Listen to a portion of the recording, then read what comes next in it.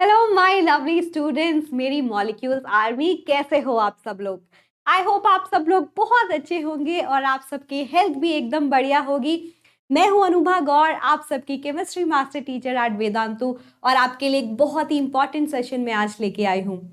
Session है क्योंकि ये चैनल है नीट का, नीट मेड इजी।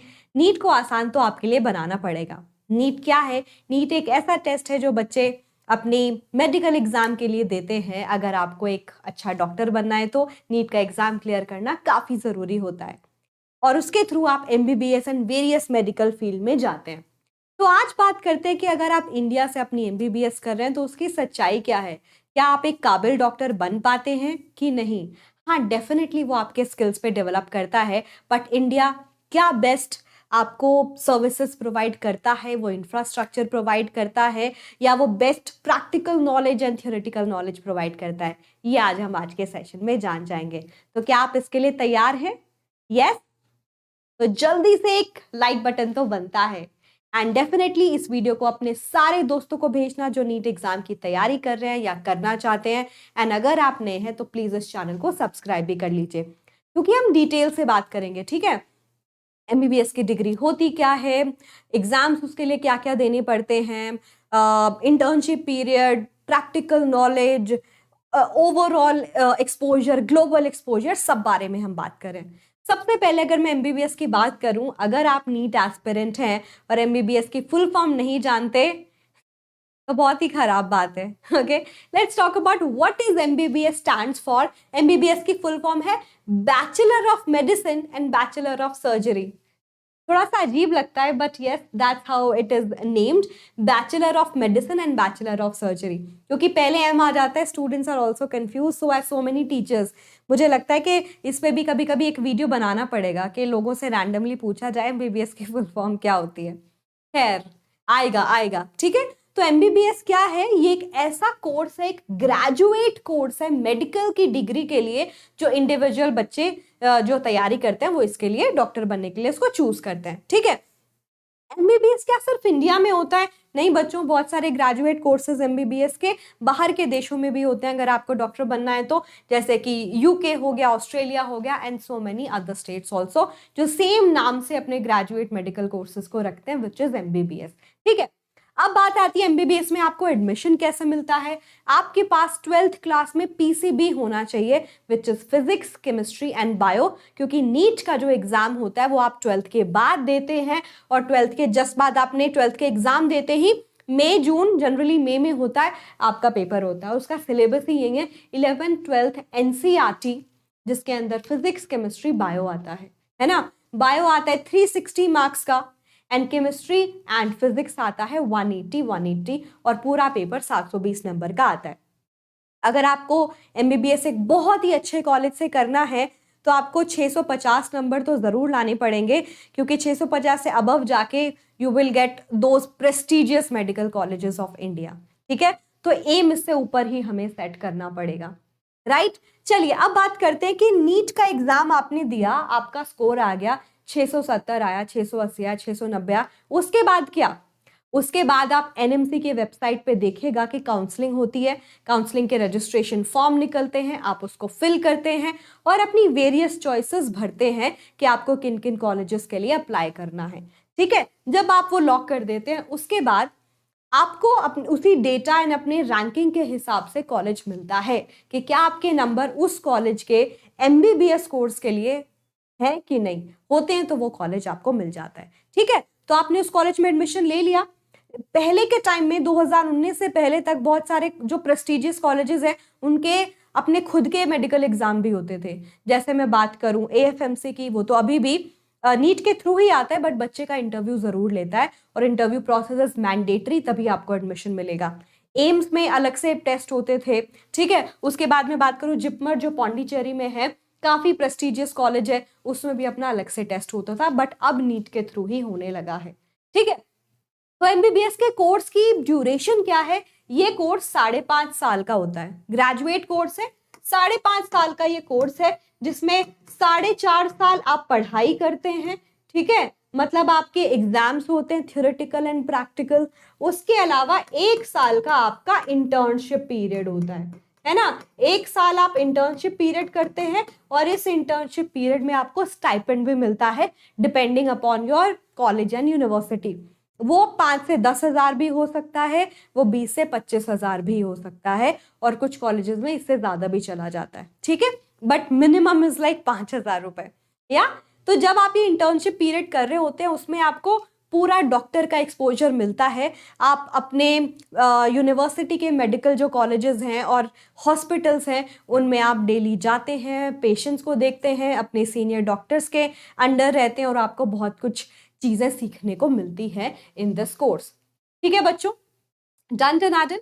अगर मैं इसकी ट्यूशन फीस की बात करूं एमबीबीएस की, अगर आप एम्स जैसे कॉलेज से कर रहे हैं, that can be as low as 2 से 3 हजार रुपए पर ईयर, और वो और थोड़ा गवर्नमेंट कॉलेज वेरी करेगा, वो 50, 60, 70 हजार, एट मैक्स 1 लाख भी हो सकती है। लेकिन अगर मैं प्राइवेट कॉलेज की बात करूं तो वो 1 साल की फीस 17 लाख, 20 लाख, 25 लाख भी हो सकती है। ठीक है, that depends on your college, right. Semester wise आपके एग्जाम होते हैं। जैसे ही आपने एमबीबीएस पूरा किया, आप जूनियर डॉक्टर के पोस्ट पे ज्वाइन कर सकते हैं बहुत सारे जगहों पे। फिर फाइनली आप डॉक्टर का पोस्ट भी ले सकते हैं, फिजिशियन का। एमबीबीएस के बाद भी आप साइंटिस्ट बन सकते हैं, ठीक है। साइंटिस्ट के लिए अभी आप एप्लीकेबल होते हो, एंड जूनियर सर्जन भी आप बन सकते हो। बट सिर्फ एमबीबीएस नहीं, अगर आपको काबिल डॉक्टर बनना है, आपको बहुत अच्छी अच्छी अपॉर्चुनिटीज चाहिए, तो MBBS is just a graduate course. आपको मास्टर्स कोर्स भी करने होते हैं जो कि एमडी एंड एमएस है ना। चलिए, जिसके बारे में भी बात करेंगे। एवरेज सैलरी सिर्फ एमबीबीएस करने के बाद 10 लाख से 20 लाख तक होती है। अप्रोक्सीमेटली आप 70-80 हजार रुपए पर मंथ आराम से कमा सकते हैं being a doctor, MBBS doctor, ठीक है। चलिए, और आप कहाँ कहाँ पे अपनी प्लेसमेंट देख सकते हैं? गवर्नमेंट सेक्टर में, गवर्नमेंट हॉस्पिटल्स में, प्राइवेट हॉस्पिटल्स में, और बहुत सारे जो फर्म्स होती हैं वो भी डॉक्टर्स अपॉइंट करती हैं अपनी फर्म के लिए, ठीक है। तो आप ऐसी पोस्ट के ऊपर भी जा सकते हैं, ठीक है बच्चों। तो ये सब बात हुई एमबीबीएस की डिटेल के बारे में, जो बच्चे इंडिया से एमबीबीएस करते हैं। अब अगर मैं बात करूं कि क्या इंडिया के पास फाइनेस्ट कॉलेजेस या फाइनेस्ट यूनिवर्सिटीज है, तो हमारे काफी रिनोन्ड जगहों में से एक आता है हमारा एम्स दिल्ली, जो वन ऑफ द बेस्ट और एनएमसी के रैंकिंग के हिसाब से सबसे बेस्ट कॉलेज है एमबीबीएस करने के लिए। फिर हमारा एएफएमसी भी है, फिर हमारा सीएमसी वेलोर भी है, जिपमर भी है, निमहांस भी है। निमहांस का लेकिन क्या है, निमहांस में बेसिकली ग्रेजुएट कोर्सेज नहीं, मास्टर्स कोर्सेज के लिए। तो हाँ, इंडिया में बहुत सारे प्रेस्टिजियस कॉलेजेस एंड यूनिवर्सिटीज हैं जो बहुत ही अच्छे लेवल पे आपको प्रिपेयर करती है, जिसकी theoretical knowledge and practical knowledge काफी विगरसली आपको सिखाई जाती है। ऐसा क्योंकि आपको हर एक एग्जाम में पास करने के लिए 50% मार्क्स चाहिए होते हैं।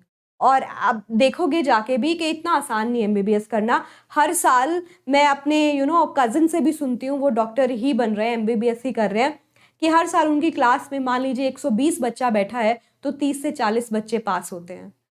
क्यों? क्योंकि पेपर का लेवल टफ होता है, सिलेबस काफी ज्यादा होता है, प्रैक्टिकल नॉलेज भी काफी विगरसली उनको सिखाई जाती है, ठीक है, अगर आप अच्छी जगह से कर रहे हैं तो ये सब सीखते हैं।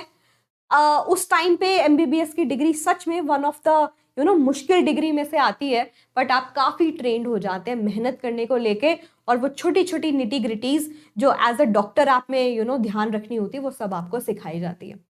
फिर बारी आती है कि इंडियन मेडिकल कॉलेज क्या अच्छा clinical knowledge and expertise provide करते हैं? Yes, but we have to make sure कि जिस कॉलेज में हम एडमिशन ले रहे हैं वो सिर्फ इसलिए ले रहे हैं क्योंकि पेरेंटल प्रेशर है। बहुत सारे हमारे इंडियन मेंटालिटीज में यही होता है कि पेरेंट्स को लगता है, विच इज समहाउ ट्रू, कि डॉक्टर बनना एक बहुत ही नोबल प्रोफेशन है, कोई दो राय नहीं है। बट क्या उसमें आप खुश हो? क्या आप भी वही चाहते हो? क्या आप भी उसी प्रोसेस के थ्रू गुजरना चाहते हो? क्योंकि अगर नहीं, तो वो बोलते हैं ना कि आप शायद डॉक्टर बन जाएंगे, बट क्या आप एक काबिल डॉक्टर बन पाएंगे? क्योंकि आपने अपने उसका 100% नहीं दिया, उसमें उतनी शिद्दत से आपने वो सीखा ही नहीं। एंड ट्रस्ट मी, जब हम बोलते हैं डॉक्टर बनना काबिल प्रोफेशन है, तो डॉक्टर बनना उतना ही रिस्पॉन्सिबल प्रोफेशन भी है। इसके अंदर आप चांस नहीं ले सकते, आपकी रिस्पॉन्सिबिलिटी बहुत बढ़ जाती है। And trust me on this when I am telling you this. अभी रिसेंटली मैंने एक पोस्ट देखा ट्विटर पे, डॉक्टर ध्रुव करके कोई है, उन्होंने शेयर की थी एक फोटो। दिल्ली का हॉस्पिटल है जीटीबी हॉस्पिटल, जिसमें कुछ रिसेंट 20 पोस्ट निकली थी डॉक्टर्स के लिए, और वहां पे 200 से ज्यादा लोग आए हुए थे उस पोस्ट को मतलब अप्लाई करने के लिए। बात यह है कि हाँ, हमारा देश वन ऑफ द क्या मोस्ट पॉपुलेटेड कंट्री में से है, सबसे ज्यादा पॉपुलेशन है। लेकिन अगर मैं रिसोर्सेज की बात करूं, जहां हमारे पास बहुत अच्छे कॉलेजेस तो हैं, बट क्या इनफ रिसोर्सेज हैं? बहुत सारे नए नए मेडिकल कॉलेजेस बन गए हैं, सरकार हर साल नए कॉलेजेस ऐड कर रही है, एमबीबीएस की सीट्स भी इंक्रीज कर गई है। और आपको मैं बता दूं, इंडिया पूरे देश में सबसे ज्यादा नंबर ऑफ डॉक्टर्स प्रोवाइड करता है, 1 लाख से ज्यादा कुछ, ठीक है। उसके बाद यूएस आता है जो उससे काफी कम है। 1 लाख क्या हमारी पॉपुलेशन के हिसाब से सही नंबर है?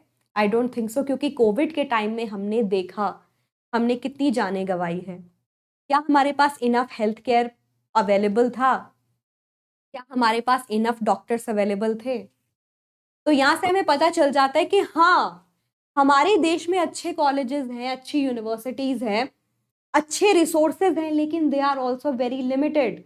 वो नंबर काफी, देश का सबसे बड़ा नंबर है जो डॉक्टर्स प्रोड्यूस हो रहे हैं, फाइनेस्ट डॉक्टर प्रोड्यूस हो रहे हैं, बट फिर भी हमारे देश के लिए वो काफी नहीं है। फिर भी बहुत सारे बच्चे वो बीटेक की तरफ बढ़ रहे हैं। कहने का मतलब है कि एमबीबीएस आजकल नया बीटेक बनता जा रहा है। बच्चे बहुत भारी मात्रा में एमबीबीएस करने लगे हैं, बट उसमें से एक मेजर चंक ऐसा होता है जो सिर्फ पेरेंट्स के पास पैसा है, अच्छा मेडिकल कॉलेज मिल गया, कर लेते हैं, वैसी वाली बात हो गई। तो वहां पे जब हम देखते हैं तो हम एक्चुअली लूज कर रहे हैं काफी कुछ। ठीक है, एडमिशन मिलना आपके लिए आसान हो गया, बट उस टाइम ये बात ध्यान रखना भी बहुत जरूरी होता है कि आप उतने ही शिद्दत से उसको सीखें, है ना। क्योंकि बाद में जाके ऐसा ना हो कि सेम कहानी डॉक्टर्स के साथ हो, कि हमारे डॉक्टर्स भी अनएम्प्लॉयड घूम रहे हो यहाँ से वहां, and we don't want that, we really really don't want that, right. खुशी की बात यह है कि हमारे देश के जो डॉक्टर्स हैं काफी रिनोन्ड है, और पूरे देश में बहुत सारे इंडियन डॉक्टर्स हैं जिनका नाम काफी फेमस है। बाहर से लोग भी यहाँ पे अपना इलाज कराने के लिए आते हैं कि कंपैरेटिवली चीपर है। प्लस कुछ डॉक्टर्स ऐसे हैं जिनको बाहर के देशों में भी बहुत ज्यादा जाना जाता है ना। क्या आपको कुछ ऐसे डॉक्टर्स का नाम पता है? क्या आपको कुछ ऐसे डॉक्टर्स का नाम पता है? बाय द वे, आप यहाँ से एमबीबीएस करके बाहर प्रैक्टिस कर सकते हो, बट अगर आप बाहर से आते हो यहाँ प्रैक्टिस करने के लिए तो आपको नेक्स्ट का एग्जाम देना पड़ता है। क्योंकि हमारा देश मानता है, हमने बहुत ही विग्रस तरीके से अपना कोर्स डिजाइन किया है जो बहुत सारे देशों के साथ मैच करता है, उसी लेवल पे है, उसी लेवल पे सेट किया है, उससे भी अच्छा सेट किया है। तो अगर तुम कहीं और से करके आओगे, जैसे रशिया से करके आए, सिंगापुर से करके आए, तो ऐसे ही नहीं हम तुम्हें यहाँ प्रैक्टिस करने देंगे, तुम्हें एग्जाम देना पड़ेगा, ठीक है। तो ग्लोबल स्टैंडर्ड का सिलेबस हम फॉलो करते हैं, राइट। तो मैं आपको दिखाती हूँ कुछ ऐसे डॉक्टर जो बहुत ही फेमस है, एंड इंडियन डॉक्टर्स हैं। Doctor Siddharth Mukherjee, biologist. हमेशा हमने देखा है, हम एक्टर्स को ग्लोरीफाई करते हैं, है ना, लोग उनके पीछे भागते हैं। हम आप लोगों को नीट के लिए तैयारी करा रहे हैं, हम आपको एक काबिल डॉक्टर बनता देखना चाहते हैं, और हम चाहते हैं कि आप अपने इस सफर में भी इतने काबिल बनो कि तुम्हारी फोटो भी यहाँ पे हो, है ना। कि हम प्राउडली बोलें कि हम उन बेस्ट डॉक्टर्स में से आते हैं जिनका अपॉइंटमेंट लेने के लिए बाहर बाहर से भी लोग आके, उनको भी नहीं मिलता, जल्दी से मिलना चाहिए, मतलब नॉट सेइंग दैट, बट हाँ कि वो इंडियन डॉक्टर्स हैं।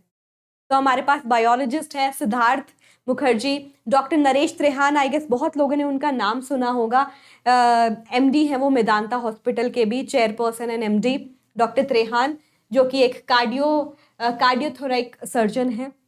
Doctor Shubhanshu Bhattacharya cardiac surgeon है। डॉक्टर सुरभि आनंद एंडोडोंटिस्ट है।